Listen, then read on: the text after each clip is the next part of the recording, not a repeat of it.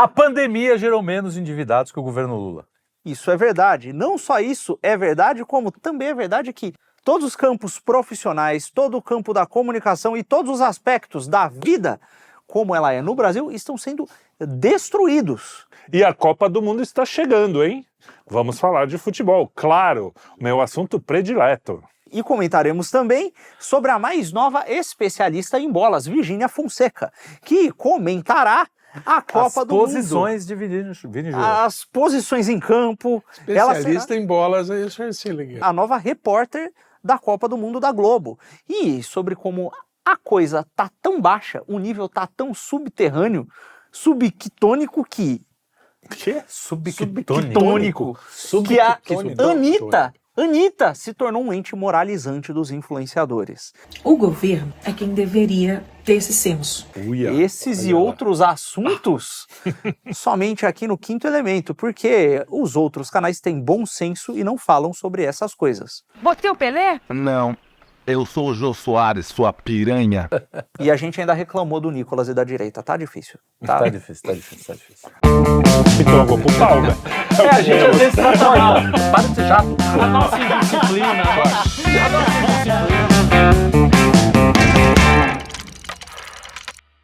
Bola na rede pra dizer que é gol. Como é que era a música? Eu não me lembro. Pra falar sobre futebol, hoje é um programa todo sobre bater um bolão.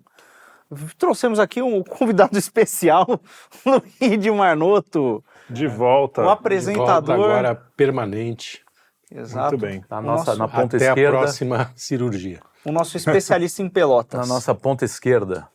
E, Lateral esquerda. e só para mudar um pouco a ordem, Carlos de Freitas, que é Embolando o meio campo aqui. o outro Centeralf. Central. homem da bola. Felipe, que anda trabalhando incessantemente para deixar de ser a bola. Meu apelido já back. foi Superback, só É? pra vocês saberem. Não Back. queria dizer nada. Entendi. É porque, não, Superback porque Maconheiro, eu isolava a Superback. bola, era a única coisa que eu sabia fazer. É isolar a bola. Superback, né? Superback, uma Não, chambra nunca desse tamanho. não fui maconheiro. E eu aqui, né, que eu parei de jogar futebol aos 7 anos porque eu vi que eu não levava jeito. Então é isto. Vocês viram? E por que você continua fazendo vídeo no YouTube? Porque eu não comecei com 7 anos. Não leva jeito. Não leva. Mas Eu não podia. o negócio é o seguinte. Eu não sei se vocês sabem, tá todo mundo sabendo, na verdade, que a Virgínia é a repórter oficial da Copa, né? Tô sabendo, claro. Porra, mas começou E- assim já. E a Virgínia, ela é tipo Jesus, segundo uma certa matéria da Folha. Como assim? Sério mesmo? Sério. Tem a Fernanda Desenvolve Bildt, fulana Bildt, que a gente comentou até no Popcorn. Ela fez uma matéria falando assim, odeiam a Virgínia na Copa porque ela prova algo que o mercado já sabe e as pessoas não querem aceitar. Que a audiência e a atenção valem mais do que o currículo. Aí ela fala, tipo Jesus, que não tinha currículo, não tinha nada. Não, o cara era Deus.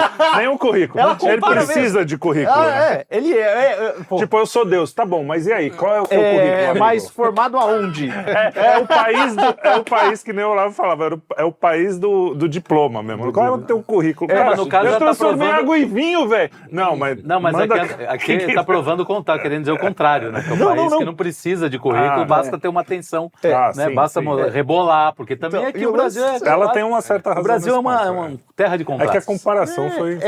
É uma comparação imbecil. Ela fala, não, o que Jesus tinha? Jesus tinha a atenção do povo. E aí, então, ele mudou a história do Ocidente atraindo atenção. Só com atenção, ele não tinha mais nenhum conteúdo. né? Exatamente. Então ela tá... e um próprio colega da Folha lá, ele faz uma crítica muito boa também, que um colega dela, que ele fala assim, não, pô, você tá cometendo um erro de tipo, absolutizar o mercado, o mercado ele reage a incentivos e esses incentivos alocam certos recursos para gerar mais recursos e etc. e dar lucro. E nem sempre o mercado acerta. Não é só porque o mercado está valorizando a atenção e está valorizando o passe da Virgínia que significa que ele estava certo. O mercado já errou lá em 2008, o mercado já errou em 29, né? Então assim... E ele erra em aspectos diferentes. Ele erra, por exemplo, não é porque vende mais é melhor, não é porque tem mais atenção é melhor. Porque vende mais refresquinho, é fresquinho. E às vezes erra mesmo, fala que aquilo é uma tendência e não é. Não, existem tendências de mercado que fazem um mal absoluto. Se não houvesse, não haveria índices... bets, a obesidade, né? Alimentos superprocessados, esse monte de coisa que dá problema. Verdade. E o lance todo Cara, a gente tá num período em que não é só no esporte. No esporte, não basta o cara ser bom. Ele tem que ser bom e ser um bom influencer. Ele tem que Você diz hoje agora. hoje em dia, Hoje exato. mudou, Hoje em dia. exato. E tá num ponto em que esse aspecto secundário à função que a pessoa desempenha, ele muitas vezes ele é visto com maior importância do que a função primária. Esse é o ponto. Não só influencer, mas ele tem que estar do lado certo do espectro de quem está julgando, né? Exato. Cara, a Virgínia, eu acho que o que ela entende de futebol eram as preferências sexuais do Vini Júnior, no máximo. Sim. Porque assim, porque ela As teve... posições do... Então, Meio campo, né? Em campo, ataque e defesa. e mesmo agora, depois dessa polêmica toda, aproveitaram esse negócio para botar ela numa publicidade com o Neymar. Os dois, eles promovem bets e não sei o quê. Então, é uma coisa assim, o futebol não é mais sobre futebol. É sobre ter uma pessoa que atrai a atenção. Mas ela atrai a atenção de quem gosta de futebol? Não. Ela só atrai qualquer atenção. Aí eu lhes pergunto, você vai botar a Virgínia da audiência, ela é uma moça que se retocou toda, fez um monte de procedimento estético, vou pôr ela para ser repórter da Copa. As pessoas que entraram para assistir a Copa por causa da Virgínia, que vão dar audiência para aquilo ali, elas vão ser o tipo de público que vai dar o retorno que se espera de um evento esportivo? Tipo, é gente que patrocina o intervalo comercial da Copa, saca? Esse cara vai ter o retorno da audiência da Virgínia ou não vai? Isso faz algum sentido? E olha, enquanto... Bom, fala sobre isso. Não, eu não sei o meu chutômetro aqui, analisando essa que você falou, porque a gente precisa pensar, por que colocaram a Virgínia para apresentar um programa, enfim. Tem dois pontos, que assim, a Copa do Mundo, por si só, ela já atrai. Ela já é um... Cara... Até quem não gosta de futebol fala, só vejo Copa do Mundo. Exatamente. Então, assim, é um evento que atrai gente de tudo que é jeito. Precisaria da Virgínia para atrair mais público? Na minha opinião, não. Eu acho que aí entra o ponto de que, por exemplo, a Globo é uma grande destruidora de valores morais, é uma grande destruidora da sociedade brasileira, e ela coloca essas figuras justamente porque ela gosta desse tipo de valor que ela passa. Valor. É o valor que ela passa. Porque ela poderia muito bem contratar jogadores... Tá aí um monte de jogador que foi campeão do mundo, provavelmente que não vai trabalhar nessa Copa. Sim. Pô, o Tino Marcos não estava fazendo... Eu não sei nem se ele parece que é brincadeira. Ruim. E, cara, Tino Marcos era da Globo também, sei que se não foda. sei. Não, é porque eu achei... Não tem nenhum carinho pra esse tipo de brincadeira aquilo lá? Parece que ele fez, além de tudo, porque foi o Porta dos Fundos que mandou fazer. Era uma piada. Agradeço. Nossa, sério? Pô, irritou até o Neto, que é um sujeito meio retardado, assim, bem retardado. Então, pô, cara... Desculpa aí ter falado nisso. Então, você vê como eu entendo dessa área, assim... Não, mas aí não é nem o futebol, né? Coisa de rede social. Então, eu acho que tem esse ponto. Ou também pode ser porque, como hoje... Atrai o público feminino. Difundiu. Não, e assim, né? Pulverizou, porque não é mais a Globo que monopoliza as transmissões. Você tem hoje a SBT e a Cazé TV que parece que transmite tudo. Então aí pode ser trazer a Virgínia para tentar puxar um público o pessoal de rede social. Né? Então assim, por isso que eu estou dizendo que eu não sei em que lado que tá. Mas que a Globo é uma grande produtora de lixo cultural, ela é. Então, cara... Eu só abri a boca para falar merda, então eu já passo a palavra.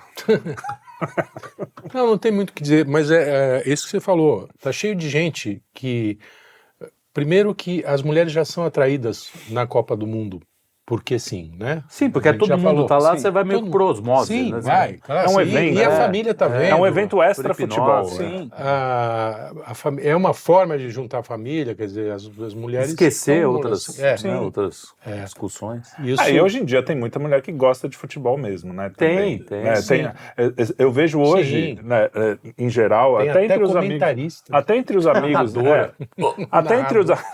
Até entre os amigos dos meus filhos, assim, você vê que tá mais dividido, assim, né? Tem cara que não liga para futebol, como eu nunca liguei nem quando era negócio, teve uma época pequena da vida, e tem menina que se interessa mais, que vai, torce, não sei o quê, então isso aí não tem problema. O problema do futebol feminino é outro, é a questão mas eu não falei do futebol. Não, eu tô falando. Ele tá falando. É que botou o assunto. O futebol feminino, por exemplo, é um futebol que é desinteressante ver jogando, não porque uma mulher se interessa ou não se interessa, Sim. né? Sim. Aí não sei se eu vou ser cancelado por isso, mas vamos falar. Não, mas não adianta, até porque é só olhar os números de audiência. Parece que o futebol. vôlei masculino ou feminino tem mais audiência que o futebol feminino. E aí Foi tem no memorário, né? Não, o vôlei feminino, acho que era o vôlei feminino, que é muito mais interessante de assistir. Muito mais, E aí porque... tem uma coisa que é que essa discussão toda que se levantou, ela também é meio idiota, porque é o seguinte, cara, não é nem o diploma e nem a atenção que deveria ser importante, e sim o que se passa para as pessoas, porque é o seguinte, se você atrai muita atenção de uma gente muito numerosa que pouco interesse tem no que há para se oferecer ali, você atraiu a atenção de gente que não vai te ajudar em nada. Você vê, por exemplo, isso acontece no esporte e em outras áreas. Você pega o fisiculturismo, que é uma coisa que furou muito a bolha, e teve inclusive essa polêmica recente do rapaz lá que morreu por uso de anabolizante, o que tudo indica. Isso, obviamente, estou por fora. Cara, quem tem mais atenção no fisiculturismo e ganha mais dinheiro não é necessariamente quem é o melhor atleta. É o cara que expõe mais o lifestyle nas redes sociais. E dali a pouco, o negócio deixou de ser sobre o cultivo do corpo de maneira harmônica e passou a ser as coisas que são periféricas a isso. E que muitas vezes atrapalham o desempenho do atleta, que é quanta mulher o cara consegue ter, quanto dinheiro ele consegue ostentar, o carro que ele vai comprar. Você vê, cara, tem canal de gente da maromba, por exemplo, que é só vídeo de ostentação. Eu acho um dos piores serviços feitos esse tal do Renato Cariani aí. Puta, acho uma porcaria. Então, uma porcaria. Desculpa mas aí, se eu tô falando diretamente. Só reconectando a Virgínia... Mas é por causa disso, que é só ostentação. Olha quanto eu fiz aqui. O que a Virgínia faz é isso. Esse é o lance da Virgínia. É uma vendedora de lifestyle. Ela não está entregando nada de fato. O que ela costuma fazer é o seguinte, ela cresceu como? Cresceu fazendo vídeo de playlist de funk quando era jovem, aí ela botava os funk, dançava lá e contava a história da vida dela. Depois ela foi catapultada por um relacionamento que potencializou a carreira dela, que foi um relacionamento com um ex-youtuber de Minecraft que começou a fazer vídeo. Cara, o que foi feito ali, na minha opinião, não é correto, porque ele fazia vídeo para público infanto-juvenil e começou a fazer vídeo de tag, de funk, coisa com conotações sexuais muito pesadas, o Rezende. Hoje em dia ele é muito grande no TikTok também e tal.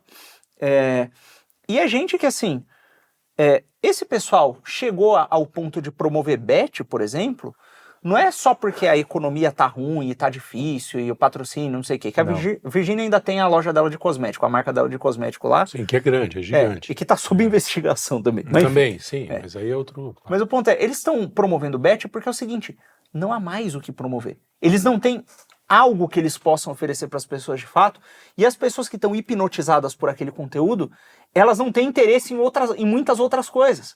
Né? Então você vê que são pessoas que estão na cultura popular, por assim dizer, ou na cultura de massa, que o que elas cultivam de fato a questão é nada. Eu acho que é narcocultura total. Narcocultura, exatamente. Como cultura de massa, nem...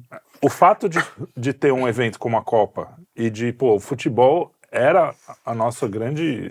Uma das características do Brasil era samba, futebol e mulher, né? Era soft power, né? Era o nosso maior soft power. Sempre foi meio desprezado pela elite artística e cultural. Futebol era sempre... Porra, cara. Bom, não, a esquerda nos anos 70, inclusive, politizou politizar. Aí eu acho que mas os artistas, você não tem, por exemplo... mas você tem música sobre futebol? Não, mas não são... Os mainstream. Não, você não pega, por exemplo, os atores... A turma cultural brasileira sempre foi meio assim, olha com um olhar meio assim, porra, esse povinho aí. Porque, cara, antigamente era nego desdentado no estádio, né? Hoje é que elitizou, mas antigamente era assim. O que eu quero dizer, por exemplo, você pega os Estados Unidos, você vê como a cultura é integrada, a cultura do esporte é integrada a outra cultura. Você pega grandes ícones do cinema, tinham lá primeiro lugar nos Lakers, vendo jogo do tipo Jack Nicholson, os caras fora a própria produção, Spike Lee, que cineasta você vê aqui no Brasil falando bem de futebol, não sei o quê. Não só isso. Não, e filmando, né? Futebol. A ligação entre as ligas... fez sábado. Entre as ligas... o Hugo Giorgetti. Giorgetti fez... Entre as ligas esportivas e as universidades. Sim, tem essa muitos ligação. jogadores que são revelações na universidade e ele continua no time, meio que associado ao desempenho acadêmico dele.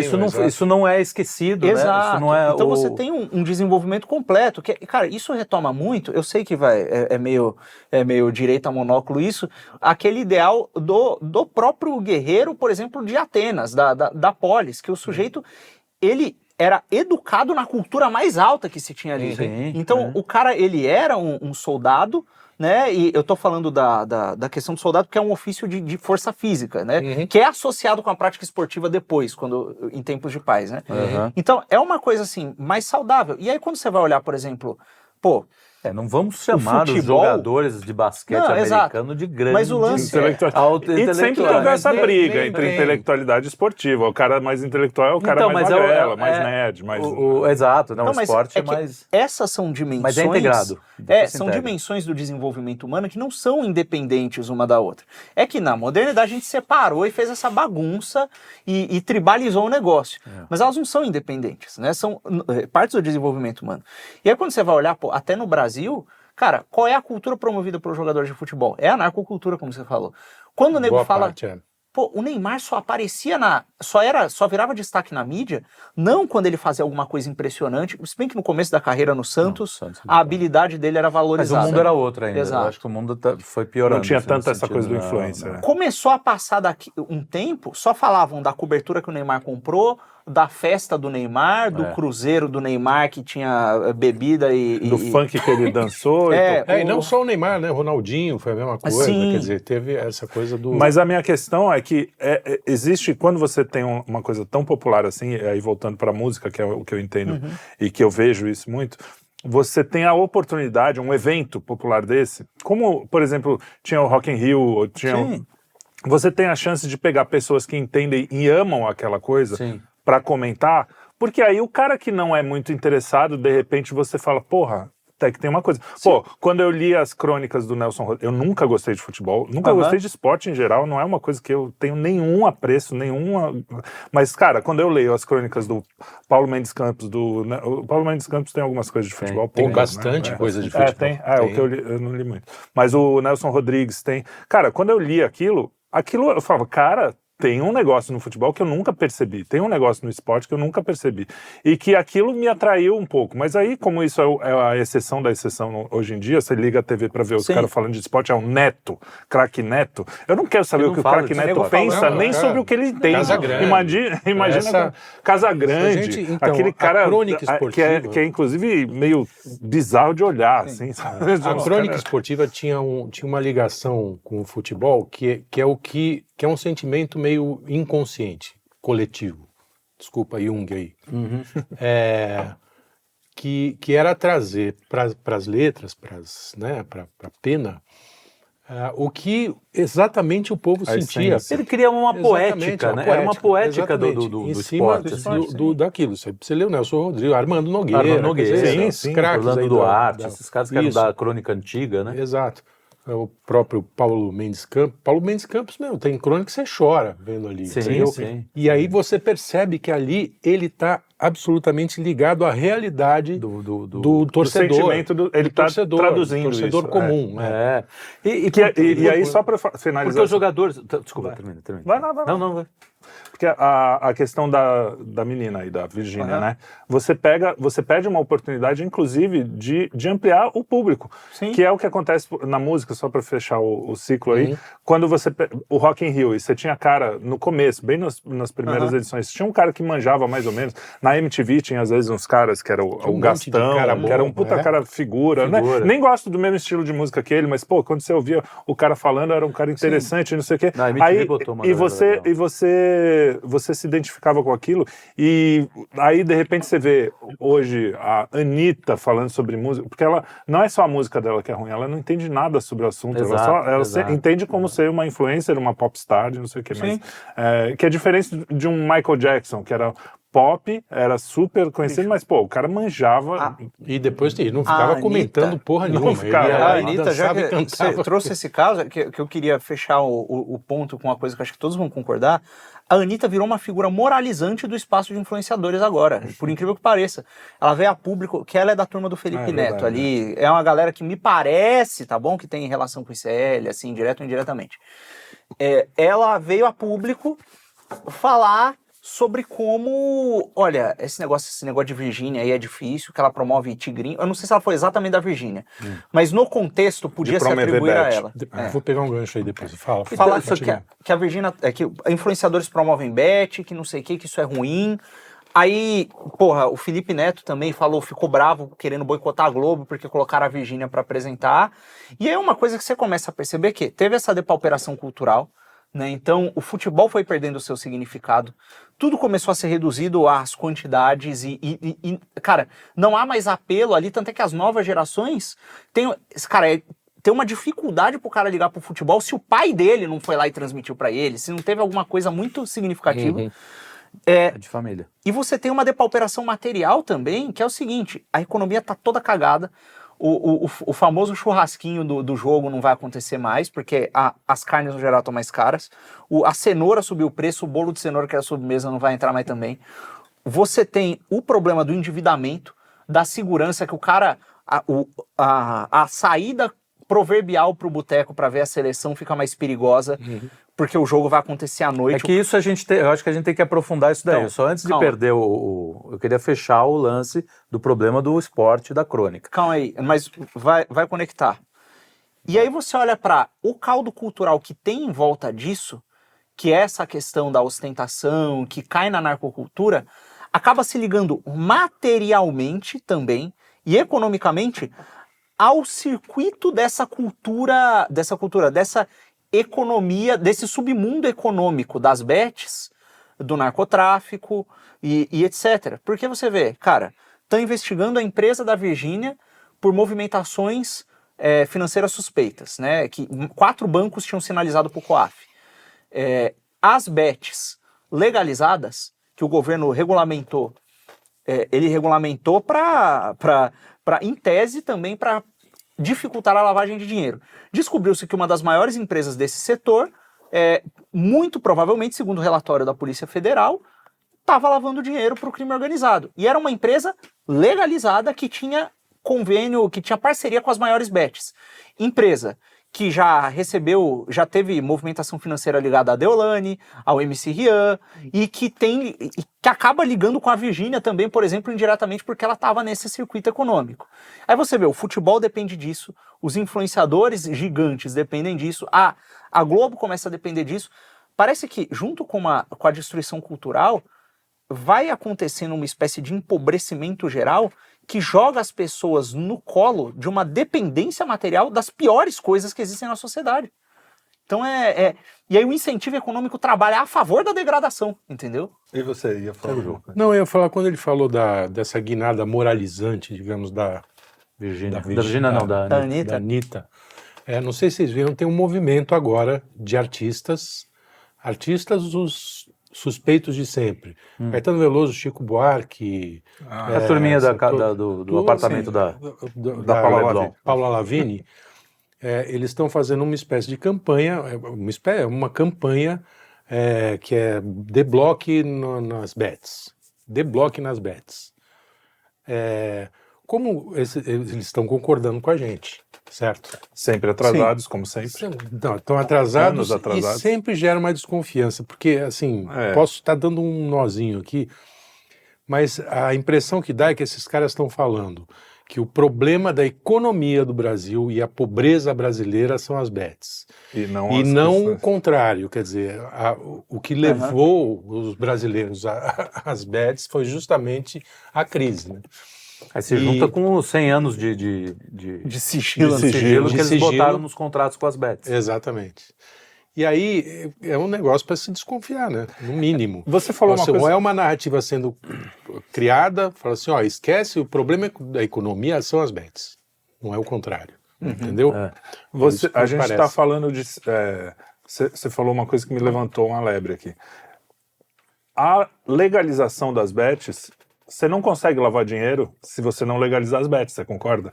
Porque o dinheiro só pode ser lavado dentro de um sistema legal. Sim. Então, é que não era legal, mas também não era ilegal, entendeu? Tava num mercado limbo assim. ali. Mas era um jeito, se você tá legalizado, o dinheiro é mais lavado, é mais limpa, limpa mais branco, vamos dizer assim. Lava mais branco. Homo. Olha a propaganda de graça aí para Homo.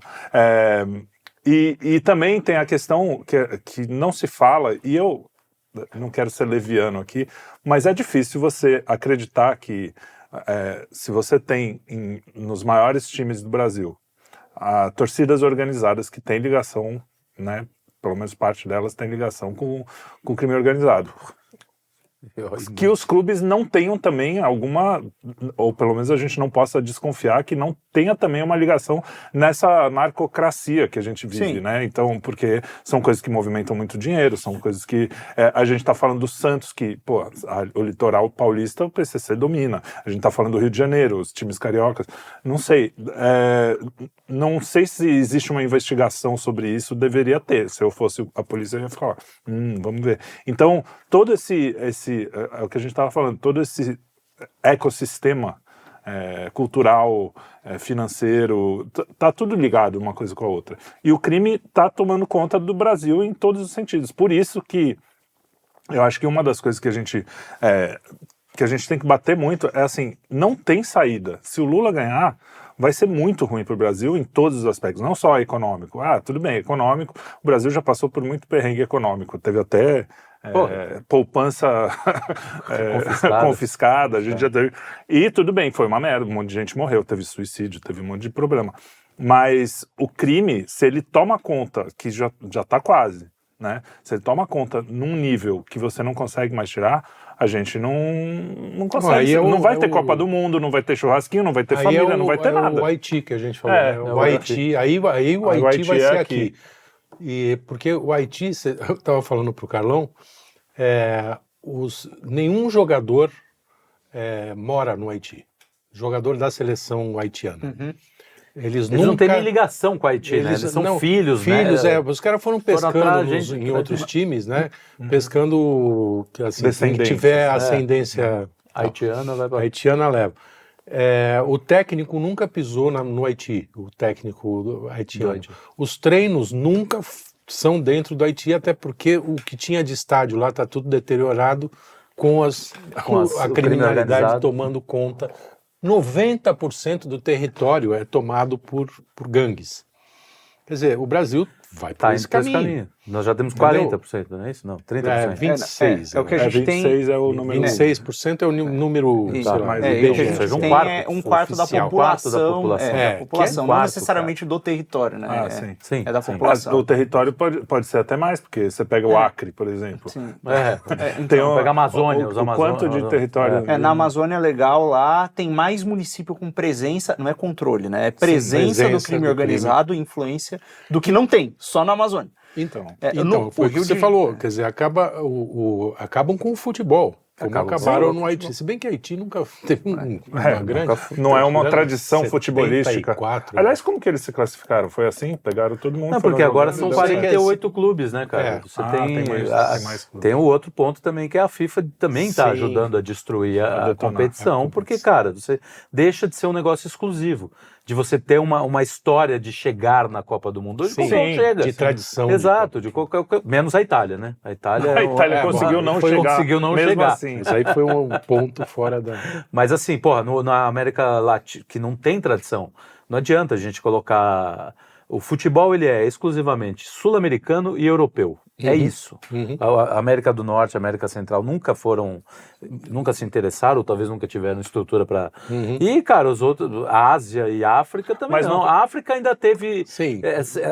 A África teve um momento lá com Nigéria, Gana, Camarões, alguns países que tiveram alguma coisa. Hoje metade dos africanos estão jogando na França, ou na Alemanha, ou na Inglaterra. Sim. Então, assim, também, né, cadê os caras que reclamam tanto da colonização, de não sei o quê, temos que decolonizar. Aí, tá todo mundo indo jogar lá. Né? Devia ser o contrário. Ou eles estão invertendo a colonização, tem isso também, né? Eles estão dominando às vezes, o mundo europeu. Mas a Copa deveria ser um negócio, um evento exclusivo para as melhores seleções. Sim. Né? Que passam por eliminatórias. Só que, cara, aqui na América do Sul vão 10, 12 na América Latina. Pô, nem cara, tem tudo isso de país na América do Sul? Na América Latina. 12 na América Latina, nas Américas, né? Deve ter. Porra, cara, aí você vai nessas coisas, vai Trinidad e Tobago, vai Haiti, vai, não fala mal de Curaçao. Trinidad e Tobago, meu país de coração, depois do Brasil. É o seu país de coração, mas você não gosta de futebol. Pois é. Você gosta de música, é outra coisa, não é a Copa do Mundo de música. É verdade. Ah, Egito, que deu Copa do canseira Mundo no de Brasil. música. Aliás, isso também é uma outra coisa que é engraçado, né? Nos anos 2000 e pouco, eu trabalhava no estúdio, na de samba, trabalhava o Simoninho, o Jairzinho, e todo ano de Copa, eu acho que eu passei umas 2 Copas lá, passei 7 anos, né? Uma Copa, talvez eu tenha passado, porque 2002 e 2006, isso, passei as 2. E todo ano de Copa, pô, vamos fazer um disco falando de futebol, vamos fazer alguma... Sempre tinha uma coisa cultural falando... Agora, Teve cara... Um show muito bom. Teve um show. A gente mesmo fez um show de futebol, só que foi bem, aqui na Panela já, foi bem na época das manifestações, foi na Paulista, tava as manifestações, foi um fiasco. Não, o show foi legal até. Sim. Com participação do grande... Pô, Germano Matias, tinha um monte de gente boa. Fera assim. lá. Mas o futebol fazia parte de uma cultura mais ampla, não era só o jogo em si, né? Então a gente tinha, nos anos 60, 70, teve não só as músicas da Copa, né? 90 milhões em ação, mas o Gil compôs músicas sobre futebol. A cultura os popular grandes sambistas. de música. E, curiosamente, o cinema tem esse buraco mas cultural. Teve o Boleiros, por exemplo. Pô, mas aí você tem 2 ou 3 filmes. O filme do Pelé, porra. Não, o clássico era melhor ver o filme que ele fala, o Jô Soares. Não, como é que é? Eu sou o Jô Soares. Você é o Pelé. Não, eu sou o Jô Soares. Sua piranha. Piranha. Pô, grandes filmes de futebol, pelo amor de Deus. Não, então, não tem. E aí, só para dar sequência nesse papo do audiovisual... Desculpa. Não tem filme de futebol, mas tem um monte de anime. Por algum motivo, anime de futebol anime tem. É brasileiro, mas brasileiro? Não, japonês, velho. Porra, não sei. Do Brasil, brasileiro. Mas, cara, então, mas esse aqui é absurdo. Os japas... A Irlanda tem mais filmes sobre futebol do que o Brasil. Mano. Não, eu tava acompanhando esse especial não, chama? Essa série. Sobre a Copa de 70, que eu tava muito curioso para ver, até porque eu vi a Copa de 70, eu sou um velho, um ancião que viu a Copa de 70 e aquilo, porra, foi um negócio inesquecível, foi politizado também, como sempre. Mas o que eu esperava era passar um pouco dessa emoção que eu vi lá, né, e que os cronistas conseguem passar. Cara, é um negócio muito ruim, superficial, não passa emoção nenhuma, a parte técnica é fraca, a direção é ruim, os diálogos são de doer. O próprio Tostão veio a público, né? Tostão veio a público para falar, Pelé não tem nada a ver com aquilo. Ele era um cara que fizeram uma história do Pelé os ali. Os caras dramatizaram a página do Wikipédia sobre os jogos. É isso, adaptação cinematográfica do Wikipédia. Pronto. Mas essa perda que eu acho que é a perda da palavra, inclusive, da linguagem, porque você pega essa poética que esses caras criaram, você passa para o mundo da TV, você começa a ter os debates, as mesas redondas. No começo dos anos 80, a mesa redonda era um negócio meio restrito à discussão de futebol mesmo. Né? Os caras estavam discutindo tecnicalidade, aquele jogo em si. Mesmo tendo, por exemplo, o Chico Lang lá, que era um notório corintiano, assim, você tinha... Geraldo Bretas. A discussão gerava em torno do esporte, né? A discussão não era o que o atleta estava fazendo fora de campo. Você tinha até as brincadeiras, por exemplo, você tinha o torcedor, não sei, o show de rádio fazia lá, o corintiano era o cara do povo, que falava tudo errado, o São Paulino era meio o salta-pocinhas, né? Isso. O porco italianão, né? O italianão, e o santista, o cara da praia. Inspirado no Adoniran Barbosa. Até a voz do cara era igual a do Então você tinha, né? Era Estevam Santos Girardi, se não me engano. Você tinha tudo isso. Aí você começa com a espetacularização das mesas redondas. E aí o Milton Neves tem uma certa culpa nisso, porque muito inteligente. O Milton Neves era um cara muito inteligente, mas ele começou a colocar na televisão discussões meio aleatórias, né? Se bem que não, ele fez um que ele botava todos os técnicos. Sim. Ele tinha um que era só com técnicos de futebol, que era muito legal. Muito legal. Muito legal. O Milton Neves era f***. Não, só que Neves revitalizou o Canal 100, porra. Ele tinha um programa que era sobre o Canal 100. Aí botam a mulher bonita no meio para falar. Aí começa a espetacularização. Não. Começa a espetacularização, deixa de ser uma discussão interna para virar uma discussão de audiência. Aí entra o Neto, que é essa figura, né? Fazendo o circo. Caricato, fazendo o circo. Você deixa. Aí a preocupação. O Neto é um que introduziu a preocupação do atleta fora de campo. Porque ele era um bosta fora de campo. O Neto era um canalha fora de campo. Sempre foi. Não tem moral nenhuma. E aí começa a querer dar lição de moral nos caras que estão fazendo um monte de merda fora de campo, entendeu? Vira uma espécie de o olho deixa de estar no campo para ficar preocupado com o cara que não vai treinar, entendeu? O cara da trave no olho tá falando do... E outra coisa importantíssima também, tem um outro ponto que é o ponto do esporte em si, que é o seguinte, você pega a própria história, por que a poética funcionava? Porque os atletas tinham história. O Pelé chegou a ser Pelé porque tem uma trajetória. Você vê lá ele contando a história do pai chorando em 50. Ele falou, pai, eu vou dar um título pro senhor. Tem várias histórias. Jogadores saíram da merda, Garrincha. Eles eram caras que, vinham do nada. Chutava pedra, comia nada. Era uma expectativa de escolinhas, cara. Desculpa, eu quero falar das escolinhas de futebol. Que pega um moleque com 7 anos e o moleque já tem Instagram. Entendeu? Todo cheio de coisa. Cara, isso vai destruindo a alma do cara. É isso que eu ia falar, porque o propósito final era ser um bom atleta, ser reconhecido por ser um bom atleta. Hoje, como isso deu muita grana e não sei o quê, tem pai já que bota os filhos lá porque ele já tá pensando na grana que o cara vai ganhar se ele for um campeão. É um bagulho meio ator mirim, né? Uma parada meio ator mirim. Tá pior, e claro, tem gente com talento que os pais colocam, nem todo pai faz isso, mas existe essa questão da grana, quando você vê, um país que tá afundado em bet, não sei o quê, os caras estão atirando onde tem dinheiro. Aí o cara vê, tem dinheiro na maromba, vou pra maromba. Tem dinheiro no... Não é porque eu tenho uma vocação incrível de uma aptidão. A grana é e o aquilo, fim. porque o que a vocação vai fazer? A vocação vai fazer você falar, eu ganhando dinheiro ou não, é isso que eu quero fazer bem, eu quero fazer bem feito, exatamente, porque eu quero fazer e eventualmente ganhar grana por causa disso. A consequência, normalmente, se o cara realmente, além de ter alguma sorte... Que não é o nosso caso, mas enfim. Mas eu, voltando só um pouquinho pra música que eu queria fechar com a apresentação da CBF. Porque as músicas de futebol, de novo, eu não gosto de futebol, eu nunca gostei. Você diz a apresentação da convocação. Da convocação. As músicas de futebol sempre foram músicas que me interessavam, inclusive musicalmente ricas.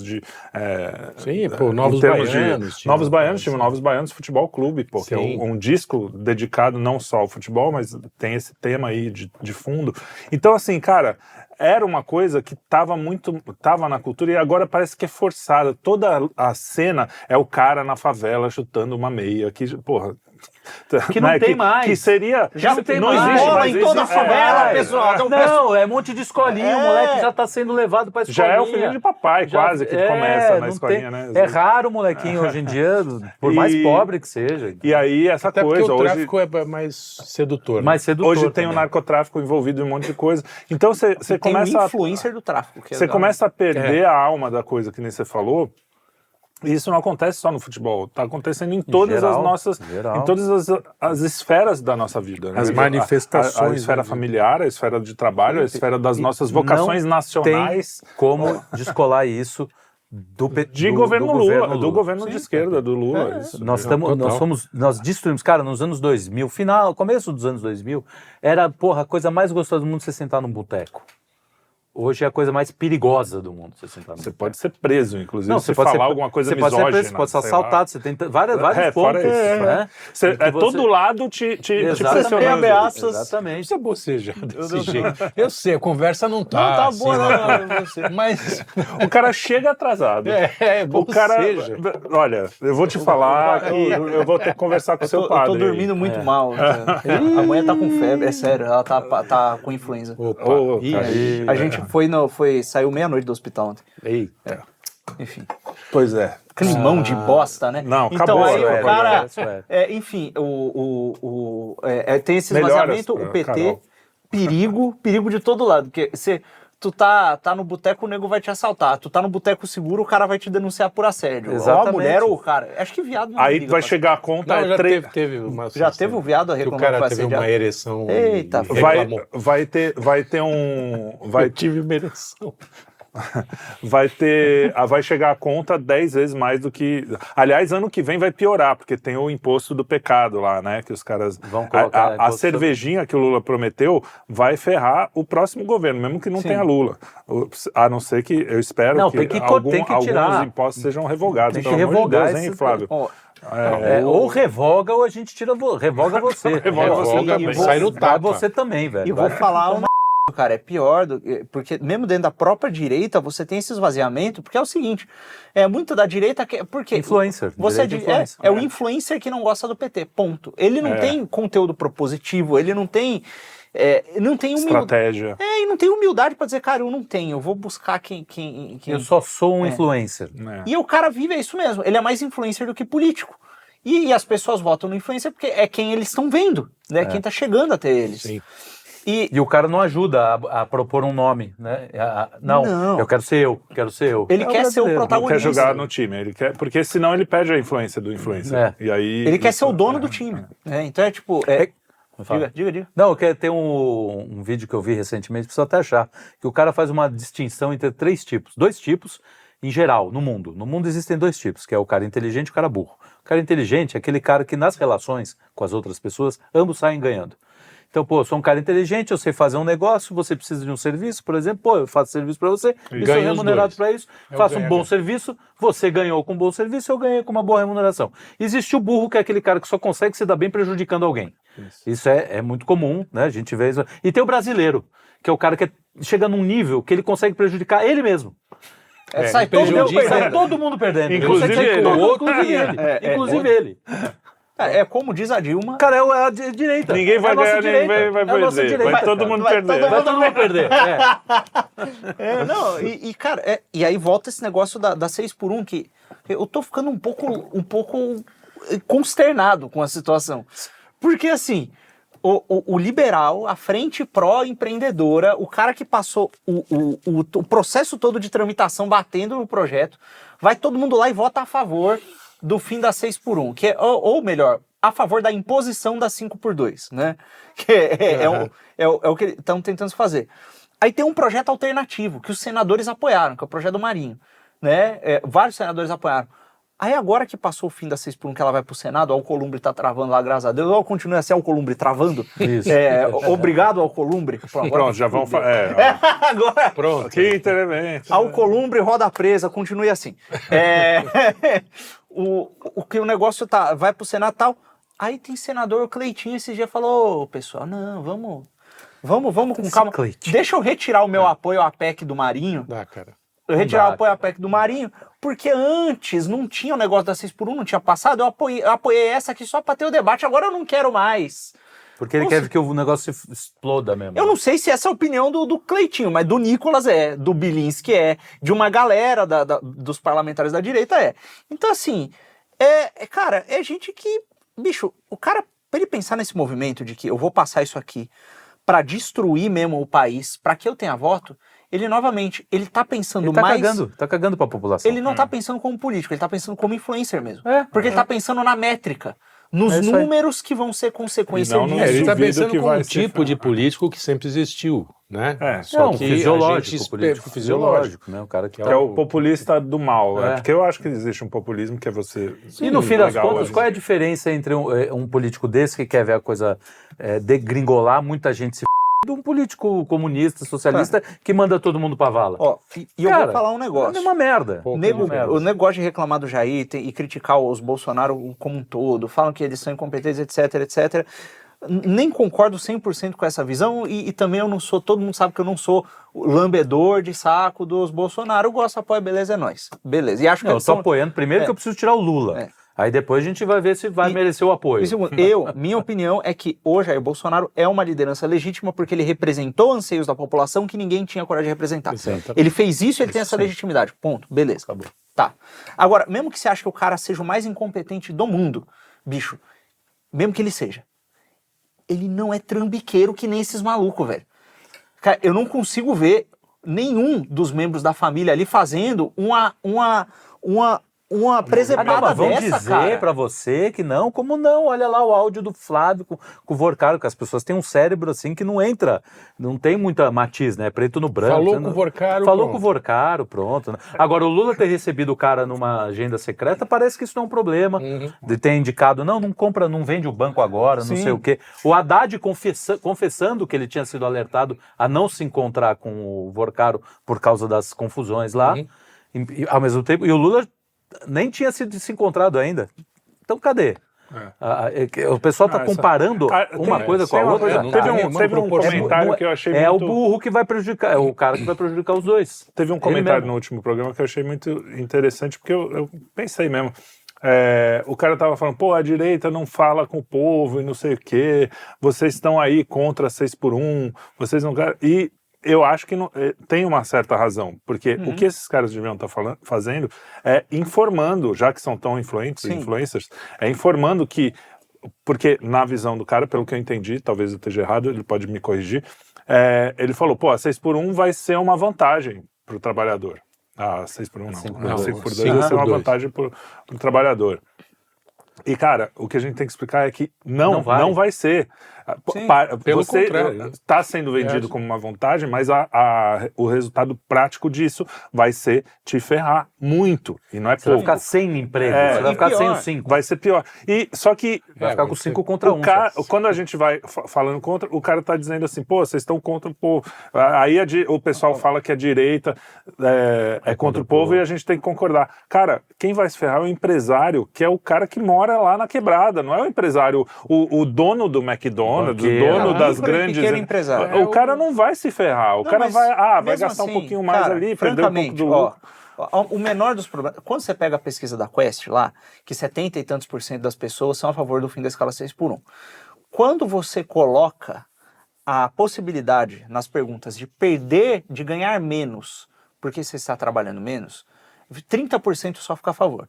Isso é sinal de que, no duro, as pessoas, se elas puderem trabalhar mais para ganharem mais, isso é indicativo de que se as pessoas puderem trabalhar mais para ganhar mais, elas preferem trabalhar mais e ganhar mais. Beleza. Tá bom, é cheio de problema, empresariado e tal, tem exploração, tá bom, tá concordando com tudo isso.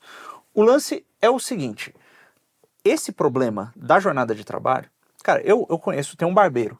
O barbeiro, ele cresceu na periferia e se mudou, saiu de lá trabalhando e tal. Não é todo mundo que consegue fazer isso, não estou dizendo, colocando as coisas meritocráticas, mas ele fez isso. Hoje em dia ele trabalha 7x0. E ele trabalha, não só por... E ele trabalha tranquilo, ele fala, cara, eu tenho uma vida muito mais tranquila do que quando eu prestava serviço CLT e tal. Por quê? Porque ele tem uma barbearia aqui. Aí tem um prédio do lado. Ele mora na porra do prédio do lado da barbearia. Ou seja, o trajeto dele até o trabalho dele é o tempo dele se trocar e descer o elevador. É só isso. O grande problema dessas escalas de trabalho, e mesmo que o cara fique na 5x2, é que você tem atividade econômica concentrada num lugar e os trabalhadores morando no outro. Sim, Então, assim, e olha, mesmo isso, eu também um comentário, vê como eu leio os comentários. Também num comentário, estavam informando ali, eu preciso confirmar se é real, mas eu acho que é assim, que a porcentagem de pessoas que gastam muito tempo de trabalho também não é tão grande assim se você colocar o Brasil inteiro. É só nos grandes centros e não sei o quê. Então, esse apoio... Se você, meu ponto é, se você informa direito, cara, o que vai acontecer é isso, existem consequências para você tirar de 6x1 e virar 5x2. Essas consequências são tais, tais e tais. É isso que você está apoiando? Se for, beleza. Eu tenho certeza que vai cair para esse número aí, de 30% ou para menos. Então, porque o cara vai entender o que está acontecendo. Só que aí o negócio é que realmente o cara que sofre na 6x1 de fato não é o cara que tá na cidade de interior, que todo mundo se conhece e ele consegue negociar as questões. É o cara que tá nos grandes centros.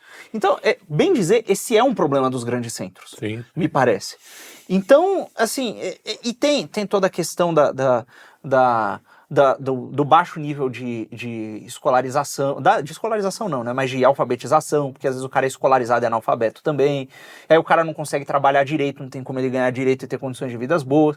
Então, assim, tem um monte de problema estrutural que mexer na escala de trabalho não vai resolver.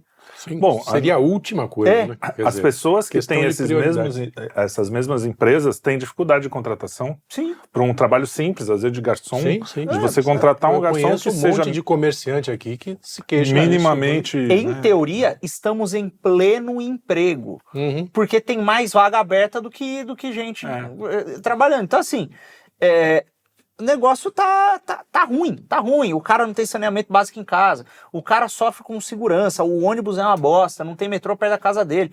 Então, assim, é uma situação...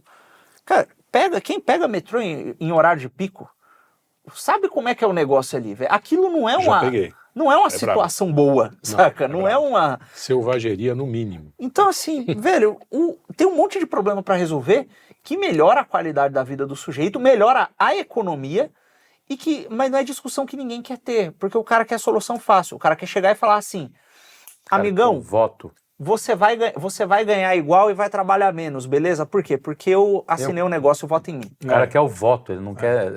Ele não quer resolver problema. Não, a gente quer o voto, só que você consegue o voto de uma forma que não precisa fazer isso. O cara quer o voto, ele quer sacrificar o povo dele pelo voto. Esse pessoal reclama do bolsonarismo per se, mas foi o raio do bolsonarismo ignorante, chucro e sem vergonha que aprovou a reforma da Previdência, que era uma coisa altamente impopular e que ajudou muito a economia brasileira. E o que aconteceu? Por que foi tão popular no final? Porque teve até manifestação a favor. Sim. Por quê? Explicou, cara, se não votar vai acontecer isso. Agora, cara, é básico. As pessoas não querem influenciar, isso eu acho que é geral. Querem influenciar com formulinha, com não sei o quê, onde vai dar mais clique, em vez de influenciar, mostrando, porque você pode influenciar também falando a verdade, mostrando as consequências dos atos e tal. E muita gente faz isso muito bem, inclusive. A gente espera estar fazendo isso. E é isso, cara. O problema é que a gente vive, como você falou, eu estava vendo a palestra do cara do Borborema lá. Como é que é o nome dele? Matheus. Matheus, um abraço pro Matheus, muito boa palestra. O buraco é tão mais embaixo, a nossa vida está cercada por problemas tão básicos, do tipo sobrevivência mesmo. E isso a gente está falando de pessoas de classe média baixa e tal. Não, média alta mesmo. Média alta, é verdade, todo mundo passa por isso. Todo mundo ouviu funk em alguma festa, seja de classe média baixíssima ou classe média alta. Todo mundo sofre de poder ser assaltado e morto por causa de um celular. Mesmo que você tenha o carro blindado, alguma hora você vai ter que sair na rua. Velho. Mesmo sem reagir. O ciclista no Itaim, pô. Exato. Um cara de classe média alta. Você tem o problema da sua própria educação. A nossa educação foi muito mal feita. Você tem o problema... mais macroeconômicos, saneamento básico, você tem o problema. Então, assim, como que você vai tomar decisões conscientes e aí os caras... No meio do fogo cruzado. No meio disso, e aí o cara quer lacrar tanto esquerda quanto direita. Não dá, cara. Se a gente não começar a fazer um trabalho de realmente mostrar o que está acontecendo, tentar lidar com a realidade, não vamos sair dessa. E se o Lula ganhar, também não. Menos ainda. A gente precisa que o Flávio não é a alta cultura agora que vai resolver. E aí o cara fica de cu doce. Não é o momento de entrar na campanha. Não é, eu não sei o que... Cara... Então, e aí é uma coisa dupla. A alta cultura não vai resolver agora e tem uma outra coisa. Os proponentes da alta cultura... Enfim... Não quero falar mal da qualidade humana deles. Exatamente, precisa. Mas não é desse jeito que se vende. Porque é o seguinte, o Olavo fez uma coisa muito hábil, que eu vi era bom mesmo, que ele montou um storytelling, que era verdade, mas que funciona como um storytelling de marketing, que era... O Brasil tem um problema, esse problema tem uma raiz cultural, que é o domínio da polarização positivismo-comunismo. Então você era um positivista de direita ou um comunista, é tudo materialista e tal, não sei o quê, a inteligência foi destruída. Qual é a solução? Uma restauração cultural. Como é que faz? Comprando meu curso. Aí... de certa forma, foi mesmo, né? Francamente, teve um monte de coisa ruim, mas teve um monte de coisa boa. O Olavo é bom, os resultados é que ainda não... que... Não, existem resultados... Eu conheço resultados pessoalmente, de escolas que foram fundadas, de comunidades que estão se fortalecendo. Então, cara, tem mas famílias... ainda é muito incipiente para uma discussão geral que o Brasil está passando. Aí é que tá. Entendeu? É que essas coisas demoram, são de longo prazo. Exato, isso é longo prazo. E tem um erro. Elas não são massificáveis. O cara quer ser... Ele quer ser o intelectual, mas ele não quer ser o intelectual como um bom intelectual humilde seria.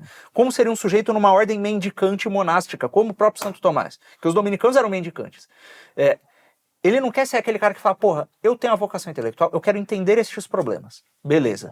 Eu quero entender isso aqui e talvez ensinar pra alguém. O cara tem que ter consciência quando ele vai fazer isso que não é todo mundo que vai ouvir. Vai saber. O que ele tá falando não é a coisa mais importante. Isso o meu amigo Davi Neto, da Escola Hiperbórea, ele fala muito. A coisa que ele tá falando provavelmente não é a coisa mais importante do mundo. Muitas pessoas vão conseguir viver a vida dela plenamente sem ouvir o que ele tem pra dizer, inclusive. É uma coisa que vai ser para poucos e talvez você não ganhe nem dinheiro com isso. Mas isso chega na base por meio, porque isso é uma espécie de pirâmidezinha. Exato. Esse cara em cima, ele tem que saber que ele vai influenciar essa camada aqui. Não essa vai aqui, essa aqui é a camada dos divulgadores, essa aqui é a camada dos caras. E aqui é a base. Por isso que eu falo, a gente mesmo sem saber. A gente mesmo sem ser, os grandes intelectuais estão buscando respostas profundas. A gente está tentando pegar essas foi o que a esquerda fez muito bem nos anos 70 e 80 por meio das novelas. Cara, o que a igreja sempre fez. Também. Poxa vida, tá beleza, tem a questão da pregação, do proselitismo que leva as pessoas, mas chegou em um ponto em que a sociedade se tornou de tal forma cristã que muitos dos pressupostos morais das pessoas eram cristãos e elas não sabiam, mesmo os que não fossem convertidos. Então, assim, é uma coisa de longo prazo. E desculpa, você provavelmente não vai ser um superstar fazendo isso, você não vai fazer um lançamento bem sucedido e ganhar muito dinheiro fazendo isso, só que os caras não querem, me parece, muitas vezes aceitar isso. Eles querem ser o Aristóteles do Alexandre o Grande, sem ser o Aristóteles, entendeu? Mas então, por quê? Porque eles precisam do problema. Sim. Se houver uma, por exemplo, vamos colocar o Flávio, não sei o que, eles acham que vai resolver o problema, eles vão perder seguidor, perder lucro. Primeiro que não vai resolver o problema. Não vai resolver o problema, é evidente, né? Mas assim, eles, por exemplo, o antilulismo é muito lucrativo, né? É muito lucrativo. Você tá o tempo inteiro batendo no Lula. Ser oposição é mais fácil. Tem gente que só sabe fazer isso. Tanto que na época que o Bolsonaro entrou, eles viraram anti-Bolsonaro. O cara não consegue, ele não sabe estar na situação. Porque ele não consegue analisar, ele tá pensando no algoritmo. Sim. Tá pensando separar as camadas, né? Existe uma camada mais pé no chão, que a gente até fala, não é tão legal, né?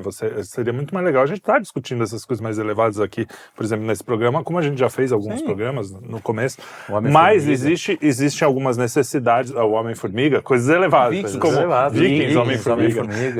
O clássico do mas a gente hoje tem uma urgência no chão que a gente não pode abandonar, o que é importante, mas existe uma urgência. O fato de eventualmente existirem urgências políticas ou sociais que a gente precisa lidar, não significa que você abandonei aquilo ali e eu quero que se dane. Não, aquilo tem que inclusive ser o alicerce do que você está falando aqui, que eu acho que é o que a gente tem que fazer. Vou fazer uma analogia estúpida. Imagine que você tem um monjinho, que ele está no mosteiro e ele tem a rotina dele. Ele acorda às 3 da manhã para rezar o ofício, aí depois ele reza as laudes, ele vai preparar o café, ele vive rezando, é o monge, ele trabalha os trabalhos internos ali. Aí ele tem a rotina, ele fez um voto de obediência perante Deus, ele tem que cumprir isso, senão ele está pecando. Aí beleza, pega fogo no mosteiro. Mas tá na hora de rezar a oração da manhã. Caralho. Ele reza a oração da manhã ou ele apaga o incêndio? Você fala, amigo, desculpa, mas apaga o incêndio e depois você reza. E é isso que eu acho assim. Não é estúpida. Não, é boa analogia. O que eu acho é que a gente tem que entender, e eu não falo isso em qualquer momento, não sei o quê, que essa eleição especificamente é uma eleição, assim, quase... Cara, é a primeira vez que eu cogito sobrevivência. Eu nunca cogitei por pior que fosse. Nem com a Dilma. Nem com Dilma. Eu sabia que a coisa ia ser ruim, mas, cara, agora eu realmente não sei, cara. Eu olho para o futuro com o Lula e eu falo, mano, isso aqui vai pegar fogo. E quando você vê uma parte da direita que faz parte da burocracia e outra parte da direita que está com uma vida mais ou menos resolvida financeiramente, pode sair a hora que quiser, pode fazer o que quiser, que não é o meu caso, não é o caso acho que de ninguém aqui, tá assim, tudo bem, mas se não ganhar também não é o fim do mundo, porque depois a gente volta mais forte com a verdadeira direita e não sei o quê. Cara, não tem o skin in the game, a pele na reta, né? Aquela velha coisa, a gente acho que até conversou sobre na isso. reta. Que a Apple, eles estão fazendo um movimento que é típico de empresas que estão vendo uma crise. Então eles lançaram uma categoria de produtos que é muito mais cara do que o mais caro deles. No programa, inclusive. E lançando um que é mais barato do que o mais barato deles. Por quê? Quando quebra... Porque não vai ter classe quebra, média. Exato. Ou é o cara que vai, tipo, contando as moedas pra comprar o mais barato, ou é aquele cara que ele tem tanta grana... Tanto faz o preço. Então, esse cara aí, bicho, esse é realmente ele não bem liga. distópico ainda, né? Em classes absolutamente... Esse longe uma da outra, né? Esse é o cara que, quando tem uma crise, a crise se torna uma oportunidade pra ele. Sim. Porque ele consegue... Pô, imagina assim, o ouro... Eu ficava puto com isso quando falava, eu lá contando, quando eu vim morar sozinho em São Paulo, meu pai tava ferrado, quebrado, né, a gente tava cheio de... Naquela época veio morar comigo na República, pra você ter uma ideia, nós dois morávamos na República de estudantes, tinha até os pianos no meio. Que legal. Um dos caras lá, que é um grande cara, aliás, não sei, provavelmente faz o L demais, mas ele era o Tebas, o apelido dele, porque ele tinha uma coisa de teatro que ele fez o Édipo Rei, e ele era o Édipo, ele chegava, eu sou o Tebas, ele virou o apelido dele, e ele fazia umas coisas artísticas com porta de geladeira, você imagina o clima que era, aquilo ali era Zabelê no talo. República assim, daria uma enfim, e eu ficava puto quando eu lia assim, o cara, toda crise é uma oportunidade. Tudo bem, até é um pouco, mas quando tu tá ali ferrado e o seu tá na reta, que é o caso aqui agora, né? A crise é uma oportunidade pro cara que tem dinheiro na bolsa ali, o cara que tem ouro guardado. Beleza, agora o cara passou, cara, nós estamos no desespero. A nossa amiga aqui que trabalha aqui, que vai voltar pra casa e não tem dinheiro pro supermercado mesmo... Aquele desespero, você entende? É sobrevivência, tá abaixo da crise. Não é crise, cara. Cara, assim, é uma oportunidade, por quê? Porque, beleza, as coisas quebram. Imagina o cara tem ouro. Ouro é reserva de valor. Quebrou todo mundo, ele vai comprar empresa a preço de banana, vai fazer uma festa, vai comprar imóvel pra cacete pra vender e alugar depois, vai fazer uma festa. O cara que tá fudido, ele pode até encontrar uma oportunidade, porque em crises existem novos problemas, e se aprender a resolver, talvez você ganhe alguma coisa com isso. Sim. Só que você precisa ter recursos mentais e energia e tempo para olhar e procurar um problema para resolver. E não ser um selvagem. Bicho, e não tá sobrevivendo. A realidade tá brasileira bicho. Te empurra, né? Eu lembro que tem duas coisas. Um era o meu avô, tadinho, que ele falava isso. Não, tudo que você ganhar, você guarda 10%. É uma coisa assim, você tem tudo, sempre, desde que o primeiro salário. Eu falo, tá bom, beleza, mas para eu viver, eu pagava 1.000 e ganhava 850. Como é que eu vou ganhar? Não como tem é que eu vou guardar 85? 1.000 não, na época eu acho que o aluguel era 135, sabe? Um negócio assim, só pra você ver a diferença. Mas, então guarda e se endivida. Exatamente. Como é que você vai? Não tem como. Tem um limite abaixo da linha ali que não tem oportunidade, que não tem crise, que não tem... Você tá abaixo da linha, não tem como.